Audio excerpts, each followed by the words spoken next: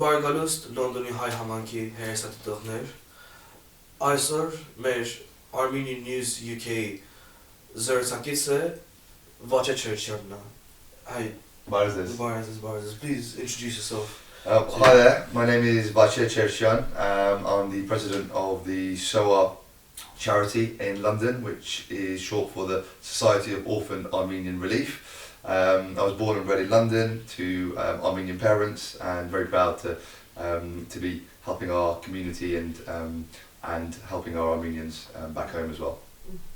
So tell us a bit about SOAR and what it is that you do. So, as I say, SOAR is a global charity that started in the USA, and it raises funds for orphaned Armenian children, underprivileged Armenian children across not just Armenia, but also Turkey, Syria, Lebanon, and helps provide the orphanages that we sponsor with various different needs, from things like heating to windows to refurbishments to to clothing and anything that you can imagine that underprivileged orphans and orphanages would require.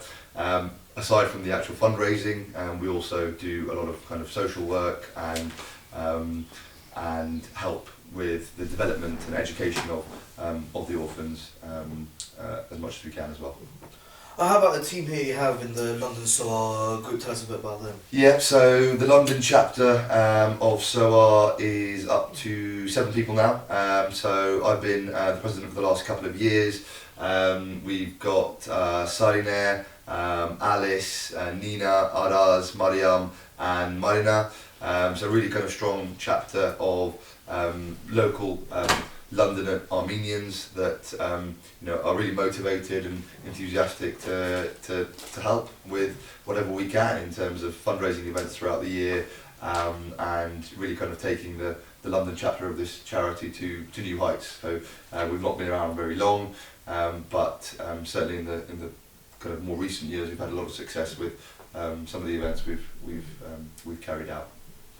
What was it that got you into this organisation to start a London chapter? Was it an experience in Armenia, a trip to Armenia with a specific experience, or were you inspired elsewhere? It was actually a bit of both. So I actually, first time I visited one of the Armenian orphanages was about 5 years ago in Yerevan, where I was representing the Armenian football team that I play for in London on the kind of Pan-Armenian Games. And one of the kind of afternoons that we had off, we took the whole team to one of the local orphanages to spend an afternoon with them. Bought them a whole bunch of gifts and toys, and actually got to see some of the kind of unfortunate conditions that they live in, and some of the difficulties that these orphans have had to live with. And it was a real eye-opener, and obviously from our perspective it was lovely to spend time with them, and from their perspective, they often, they very rarely get any kind of visitors and things like that. And for us to, what probably cost us, a £5 each, went a very, very long way for them in terms of getting, nice toys, gifts, and just generally spending time with outsiders. And they're usually confined to the small kind of space of the orphanage, which can be very difficult at times. I understand. And in addition to that as well, just to add, in terms of how I actually got into SOAR, so that kind of opened my eyes from that first visit 5 years ago. I then was put in contact with George Yakubian, who is actually the president of SOAR, and he started this organisation 15 years ago, and he asked me to help out with what was then the beginning of the London chapter. They'd already been going for about 2 years, and from there on in we kind of developed and took the chapter into new direction. So it was a kind of mixture of both. I heard your most recent fundraiser was significantly successful. How did that go? Yeah, it was really successful. So in November last year we had a repeat of our successful kind of annual quiz night, which we started in 2018. So we hosted it at the Cherchian Centre in Acton. Really kind of fun night. We got 120 guests, so full house in Novosadka. We sold out all our tickets, and it was a night of obviously a really fun quiz with some challenging questions, great kind of delicious Armenian food. We obviously had drinks. We had a really cool raffle prizes as well. So it was a really successful night. We obviously raised lots of funds. So in the end, I think it was just short of over £4,500 that was raised as a result of ticket sales and raffle prizes and kind of spending on the night. In addition to the actual funds raised, which we'll come on to, in terms of where they're going to be spent, it was really nice to be able to bring together again, 100 plus group of the younger kind of Armenian generation at an event. So it kind of doubled up a little bit as a social kind of networking event as well, which is very difficult, I think, to do in London, certainly with the lower number of Armenians that we have here. So great to be able to bring the community together, and obviously the main aim of the night was to raise funds for some of the outstanding needs that the orphanages in Armenia had.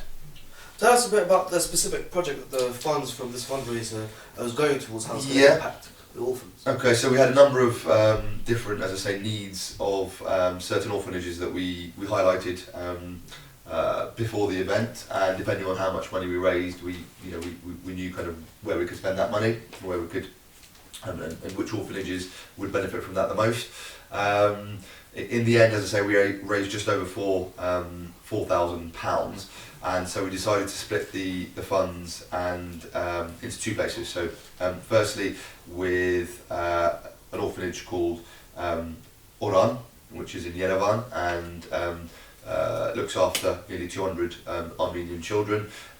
So part of the funds raised will be going to the actual heating costs of the establishment for the next 6 months, which, to me and you maybe sounds quite simple, but actually it's small things like that. Yeah. That, Well, I mean, it might be cold here, but I mean, well, exactly. a few feet of snow. As you know, you've been there. It's in the winter. It's kind of minus temperatures, and so yeah. So that's part of the funds being spent on keeping that establishment heated for the next 6 months, and the remainder actually is going to go on to another orphanage called Warm Hearth, which is in Orange, and that serves both children but also looks after some of the orphans that, once they become adults, the ones that have maybe mental and physical disabilities, will continue to provide support to them as well. So the money is being spent on replacing the windows for all of their buildings, which again, as you can imagine, is crucial in certainly in kind of the cold winter of Armenia. In your time of SOAR, have you had the chance to, when going to Armenia, visit or revisit any of the orphanages that you've had the chance to help raise funds for and improve conditions, and see the impact that it's had on the people there and on the place itself? Yeah, definitely. I've been fortunate enough to visit Armenia a number of times over the last few years, and every time I go back, we try and make a visit to one of the orphanages.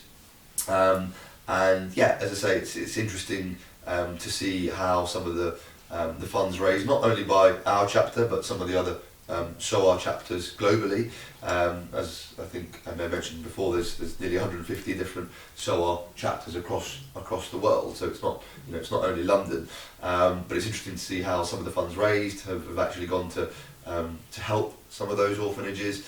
Certainly to see some of the funds that we raise and we kind of earmark for certain projects to see how that's developed, and really just nice to be able to spend time with those underprivileged kids. It's half a day, an afternoon, a few hours out of your time, which goes a massive way to helping with providing a little bit of happiness to those kids that don't normally get those opportunities. So yeah, definitely every time I go to Armenia every year, and make sure we try and visit the orphanages as much as we can. Your London branch of SOAR is relatively new, but you've had a significant impact on the London Armenian community through fundraising and community events.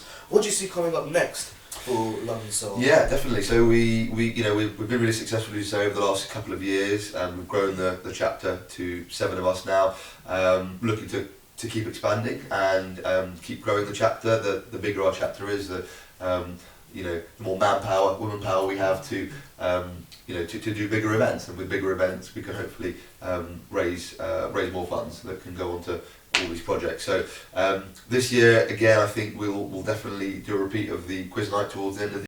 It's become a bit of an annual fixture in the London calendar now, and people really look forward to it. We're looking at doing a spring brunch event, which is a little bit of a kind of smaller networking event, maybe for the younger generation, which, as I say, doubles up by being a fundraising event initially for SOAR, but also a networking event that brings young Armenians together, because I think that's important as well. And if we can kind of kill two birds with one stone, then so much better. And probably in the summer we're looking at doing some kind of charity football match / kind of barbecue event as well. So plenty to come, and we're always open to any ideas that anyone may want to share with us as well. What would be the ultimate goal for SOAR? What would you have to see done that will tell you that we've been ultimately successful in our goal, our ethos? Yeah, I mean, I think the overall global goal of SOAR is obviously to continue to expand as much as possible and continue to raise funds and provide the necessary support for all of the orphanages as we discussed across Armenia and the kind of neighbouring regions. So to be able to continue to do that will be a success, and I think over the next few years, SOAR globally will look to start chapters in countries or in cities where they're not currently operating, and that will only help. Certainly from the London's perspective, we want to grow our chapter. As I say, we're up to 7 already.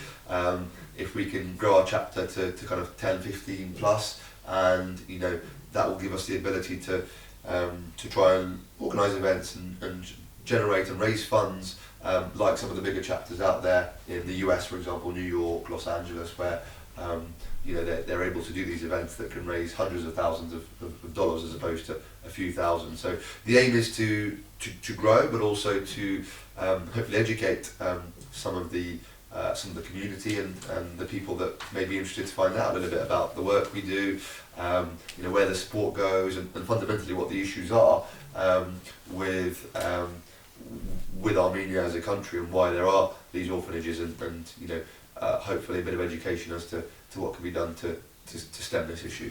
You're saying about expanding. What would be the next step for SOAR in this goal? So you're saying about expanding London and opening up seeing if new branches are able to open regions. Where can you see that happening that would be most significant? Yeah, I mean, I think if we're looking at the UK, Great Britain, I think there's no reason why there can't be other chapters in different cities. There are a number of other cities in the UK at the moment that have some chapters, but for instance, a chapter, let's say, in Ireland, in Scotland, in Wales, in London, Manchester, Birmingham, wherever there are groups of Armenians, and it doesn't need 15, 20 people to be in the chapter. You can have a chapter that's 2 or 3 people, and the fundraising events don't necessarily need to raise £5,000-6,000. They can raise £500, and that still is significant. And also the I suppose publicity, the name of SOAR that gets out there, and that's just as important, because it educates people to appreciate this organisation, but also to appreciate the issue that is prevalent across Armenia and its neighbouring regions. What would you say you personally learned in your time in SOAR, most significantly for yourself, that you've learned in this time?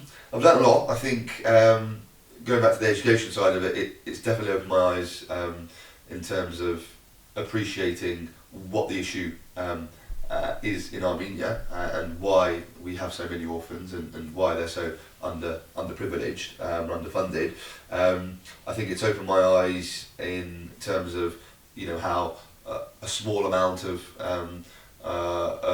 your kind of time and efforts can actually go a long way for some of these orphanages and these children, and that it's made me realise that how fortunate I am, and the likes of yourself that were fortunate enough to be brought up in in a country like England without any of these kind of issues that some of these children have had to face. So it's a real kind of eye-opener in terms of being being proud of kind of our background and actually how that can help and how that can go quite a long way in terms of helping some of these less fortunate children. So I think it doesn't matter how little or how large your support is, any support is kind of gratefully appreciated and received by the orphanages that SOAR looks after. Final question. In your time as visiting Armenia, there have been plenty of changes, namely the violent revolution and perhaps how things have changed there in terms of how people live. What have you seen impact from that? Where you work in SOAR with life there, your visits, and namely the orphans and the orphanages. Yeah, I mean, obviously, there's as you say, there's been a change more recently with a new kind of government and regime. I think it's still relatively early days to see the impact that will have, or that has had. But I think looking at the kind of medium term over the next few years, I would hope that with a new government in play, a new kind of regime and new policies, that ultimately the issue of orphanages and orphans is tackled, and that starts right from the beginning with the education and hopefully investing a lot more in the younger generation's education into things like family planning and everything about having a child and stuff like that has really it's been non-existent over the last 20-30 years in Armenia, which is where a lot of these issues have stemmed from. So I think I'd like to be hopeful that the new government will help in improving the education side of things, and hopefully implementing new policies that can earmark financial support from the government for the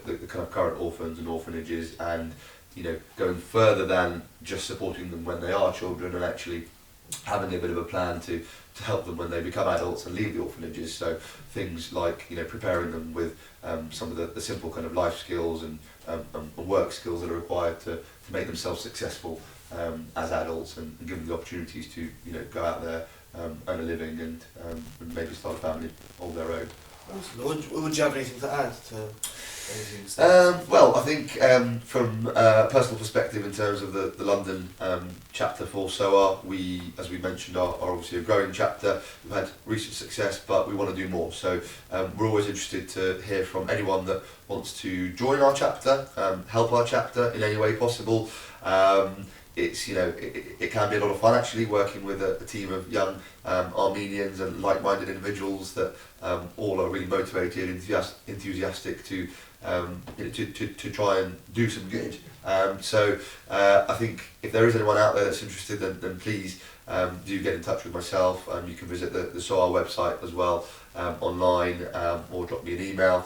And we really want to kind of do as much as we can to grow the London chapter. Obviously look out for our upcoming events over the next few months, and this coming year we'll be publicising it all the usual places in social media, websites, and obviously word of mouth with the local Armenian community as well.